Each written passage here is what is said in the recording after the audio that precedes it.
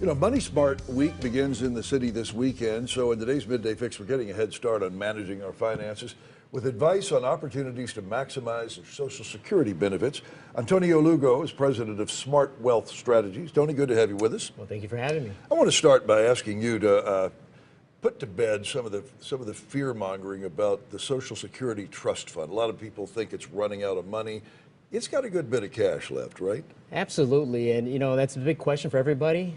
In fact, the Social Security Trust Fund is set up for old age, survivor, and a lot of families depend on this income. Now, I will state a fact: it is 2034 where the Social Security Trust Fund was scheduled to run out.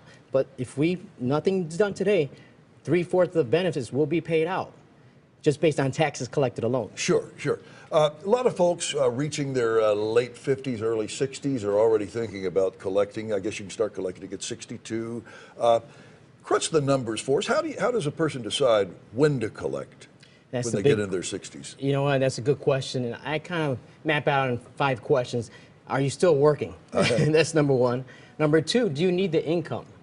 And that's also, you may not have other options. The third thing is you want to consider your spouse at the time if you're married or divorced or widowed.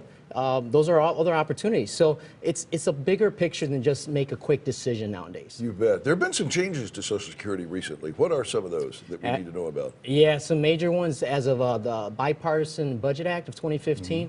They took away some switch strategies, we call, which is really the opportunity where spouses or the higher earner can suspend their benefit, assuming and the spouse would take their benefit. So you basically additional benefits that you're now going to see go away. But fortunately, if you're 62 by the age of 2015, the end of 2015, you still qualified on the restricted application. Now, women face some special challenges, don't they? Oh yeah, absolutely. As you know, many of us know, women tend to outlive men. And will eventually the Social Security benefit would switch to the higher earner of the two, if there was a predeceased earlier. So you want to take that into consideration. Yeah, the good news is they live longer. The bad news is they might get a smaller benefit. Is that? Well, they typically have a lower benefit because they maybe have taken time out with the kids, maybe taken some time off of work, so they may have a lower work record. But if you're able to understand as you live longer, you could switch to his benefit, assuming he's the higher earner, that would benefit you for financial security purposes. These challenges can be overwhelming. Where does a person go to get some professional advice? And that's a good question. A lot of people, like my family is gone, most people would go to Social Security Administration. And that's where most people would go. But did you know that they've been instructed to not give any type of advice?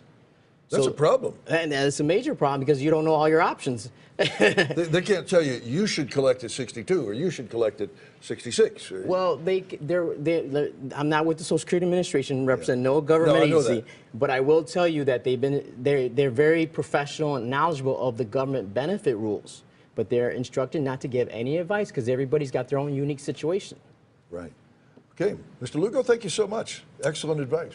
You can learn more about Money Smart Week, which runs through April 22nd through the 29th at moneysmartweek.org. There will be 2 events dealing with Social Security benefits, one Wednesday, April 26th at the Mabel Manning Library, the other on Thursday at the Chicago Lawn Library.